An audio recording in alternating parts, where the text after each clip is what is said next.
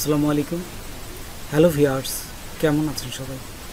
আশা করি সবাই ভালোই আছে। আজকে আমি এমএস ওয়ার্ড দিয়ে এই ধরনের একটা ভিজিটিং কার্ড তৈরি করে দেখাবো। তো চলুন আমরা প্র্যাকটিক্যালি দেখি। তার আগে ছোট্ট একটা রিকোয়েস্ট করি, যদি আপনি আমার চ্যানেলে নতুন এসে থাকেন তাহলে দয়া করে আমার চ্যানেলটা সাবস্ক্রাইব করবেন, পাশে থাকা বেল বাটনটা ক্লিক করে রাখবেন লেটেস্ট ভিডিও সবার আগে পাওয়ার জন্য। আর যারা সাবস্ক্রাইব করেছে তাদের সবাইকে ধন্যবাদ। সাথেই থাকবেন। ফিরে আসছি ছোট্ট একটা ইন্ট্রোর পর।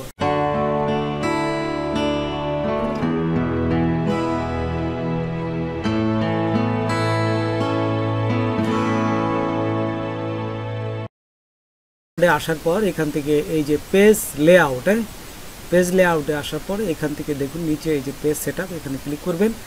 তারপর পেপারে আসবেন। পেপারে আসে উইডথ দিবেন 3.5 ইঞ্চি এবং হাইট দিবেন 2 ইঞ্চি। এটা হচ্ছে ভিজিটিং কার্ডের মাপ। তারপরে মার্জিনে যাবেন, মার্জিনে যায় টপ বটম লেফট রাইটে সব পাশে 0.02 ইঞ্চি দেবেন। সব পাশে এই দেখুন, টপে দিলাম, লেফটে দিলাম 0.2 এবং বটমে দিলাম 0.2, তারপর এই রাইটে দিলাম 0.2 এবং নিচে হচ্ছে ল্যান্ডস্কেপ। এই যে নিচে ল্যান্ডস্কেপ দেবেন, এটা দেওয়ার পরে ওকেতে ক্লিক করবেন। এই যে ক্লিক করলে আমাদের সাইজটা চলে আসছে। ঠিক এখন আমি চলে যাব এখানে একটা আমি আরেকটা কালার দেব। তারপর ইনসার্টে ক্লিক করবেন। তারপরে এইখান থেকে এই যে শেপে ক্লিক করবেন। শেপে ক্লিক করার পর এখানে রেক্টেঙ্গুলার দেখুন আছে, ঠিক এইখান থেকে রেক্টেঙ্গুলারটা নেবেন। এই যে প্রথমটাই দেখুন, প্রথমেই এই যে রেক্টেঙ্গুলার নিলাম আমি এখানে, এটা ক্লিক করবেন। ক্লিক করার পর এখানে প্লাস চিহ্ন আসবে, মাউস চেপে ধরে এই যে টান দিবেন। টান দেওয়ার সাথে সাথে দেখবেন যে এই রেক্টেঙ্গুলারটা তৈরি হয়ে যাবে। চলে আসবেন, এখান থেকে ফরম্যাটে যাবেন। ফরম্যাটে যাওয়ার পর এখানে দেখুন এই যে শেপ ফিল থেকে আমি এখানে এই কালারটা দিলাম। এই যে এখানে এই কালারটা দিলাম এবং এই কালারের দেখুন পাশ দিয়ে একটা বর্ডার আছে।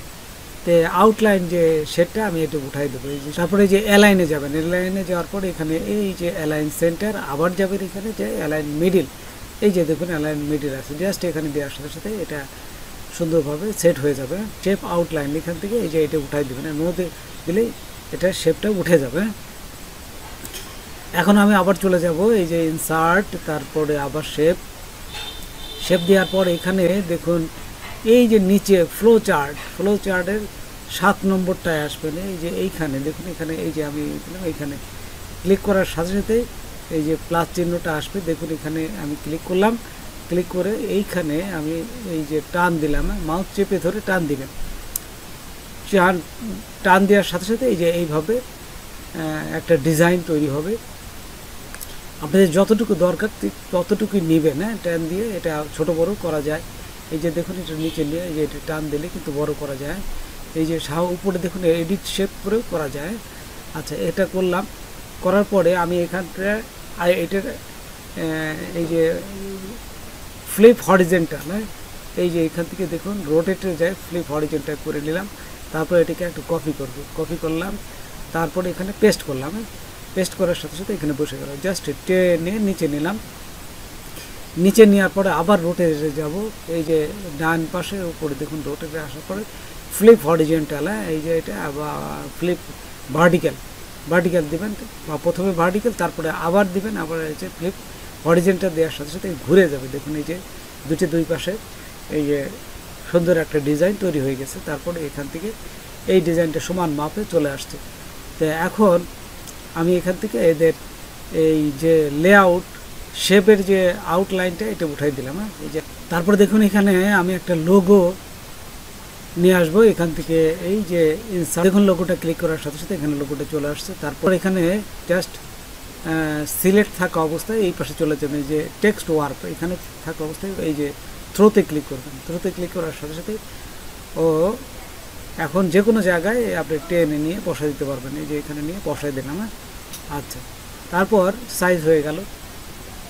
এখন এখানে লিখতে হবে যে তারপরে দেখুন এখানে ইনসার্টে ক্লিক করবেন। তারপরে এই যে ওয়ার্ড আর্ট, তারপরে ওয়ার্ড আর্ট থেকে এটা নেবেন, নেওয়ার পর এখানে লিখে দেবেন আপনার যে নামটা সেটা দেবেন। আমি এখানে নাম দিচ্ছি জন স্মিথ।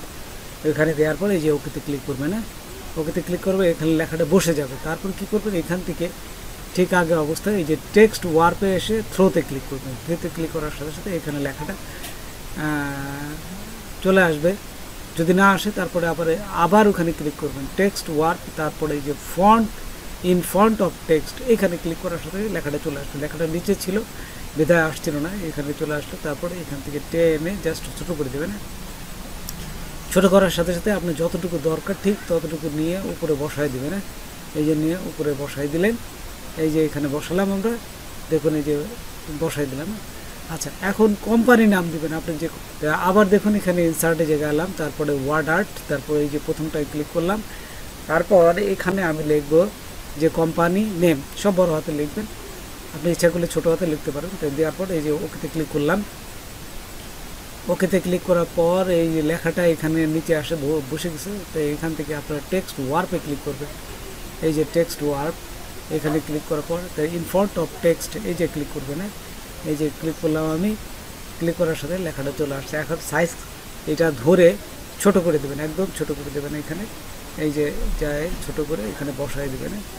এই যে এখানে জাস্ট এই করে এখানে যতটুকু দরকার আপনার ঠিক সেই অনুপাতে ছোট করবেন। ছোট করে আপনি এখানে টেনে টেনে ছোটো করে এই যে বসাই দিলেন না।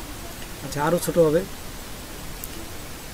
এই যে এখানে নিয়ে এই যে বসাই দিলাম। দেখুন এখানে জাস্ট আমি লোগো বসালাম, আমার ডাব বসালাম এবং কোম্পানির নেমটা এখানে বসাই দিলাম। আচ্ছা, নিচে এখন ফোন নাম্বার, ইমেল এবং এই ওয়েবসাইট অ্যাড্রেসগুলো বসাবেন। তো দেখুন এখানে নাম যদি বসানো হয়ে যায় আপনাদের জাস্ট সুন্দর করে সেট আপ করে নেবেন, আস্তে আস্তে করবেন, তাহলে অনেক সুন্দর হবে।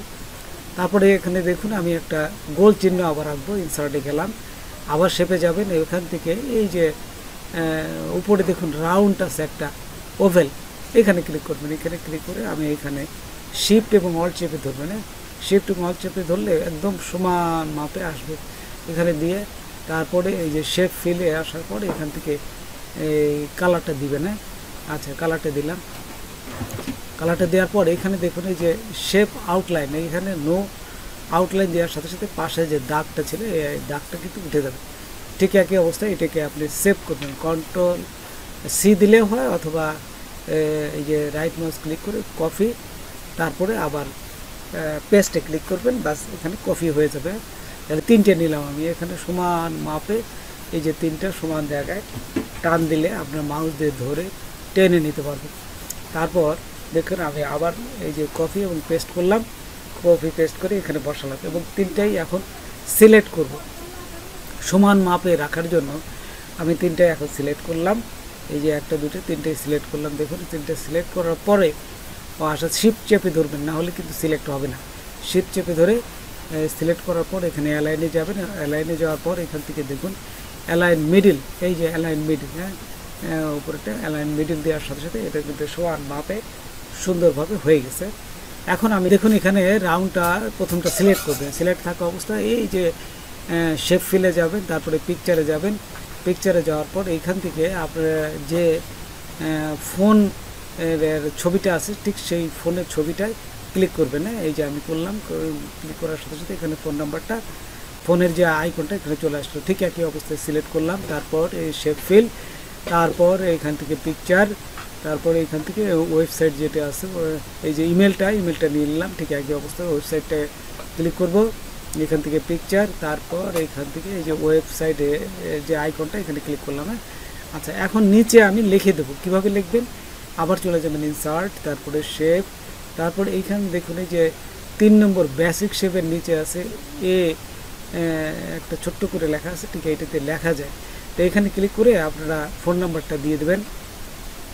তো দেখুন আমি ফোন নাম্বারটা এই যে লিখছি এবং এটার সাইজ দেবেন, একদম ছোট সাইজ দেবেন, 8 দিবেন। 6-7 দিলেও কোনো সমস্যা নাই, 8 দিলে এটা ভালো হয়। যাই হোক, আমি এটা সিলেক্ট করে দেখুন এখান থেকে যদি লেখা বড় হয় আপনারা সিলেক্ট করবেন। সিলেক্ট করে এই যে আবার চলে যাবেন হোমে যাওয়ার পর এখান থেকে 8 দেবেন। জাস্ট এখান থেকে বাস এখানে বসে গেল। তারপর এই যে পাশের যে দাগটা আছে এটি কীভাবে উঠাতে হয় দেখুন, রাইট মাউস ক্লিক করে এখানে আপনারা দিলেন এই যে ফরম্যাট টেক্সট বর্ডার, তাই এখান থেকে নাম দিবেন, নাম দিয়ে ওকে দেওয়ার সাথে সাথে দেখুন এখানে বর্ডারটা চলে গেছে। আমি আবার দেখাচ্ছি এই যে ইমেলটা কিভাবে লিখতে হয়। ইনসার্টে যাবেন, তারপরে এই যে এখানে শেপ, তারপর এখান থেকে এই যে বেসিক উপরেরটা, এখান থেকে ইয়েতে ক্লিক করে এখানে জাস্ট লেখা যায়। আমি এখানে দেখবো হচ্ছে ইমেল অ্যাড্রেস। ইমেল অ্যাড্রেসের এই সাইজটা দিয়ে দিলাম 8, দিয়ে ইমেল অ্যাড্রেস ই বড় হাতে দেবেন, দিলে ভালো হয়। তারপরে ইমেল অ্যাড্রেস ADDRESS অ্যাড্রেস দিলেন। তারপরে এইখান থেকে এই যে বক্সটা, এই বক্সটা কীভাবে উঠাতে হয় আমি আবার দেখাচ্ছি। এই যে রাইট মাউস ক্লিক করবেন, এইখানে থাকা অবস্থায় রাইট মাউস ক্লিক করবেন, তারপরে নিচে যাবেন ফরম্যাট টেক্সট বক্স, তারপরে এই যে এখানে লাইনে এখানে নাম দিয়ে দেবেন, নো কালার, এখানে দেওয়ার সাথে সাথে হয়ে গেল। তারপরে এখানে একটু সরায় জাস্ট সমান মাপে দিয়ে দেবেন। এখন যে ওয়েবসাইটের অ্যাড্রেসটা কীভাবে লিখতে হয় আমি আবার যাচ্ছি সেম প্রসেসে। ইনসার্ট, তারপরে এখান থেকে চলে আসবেন শেপে।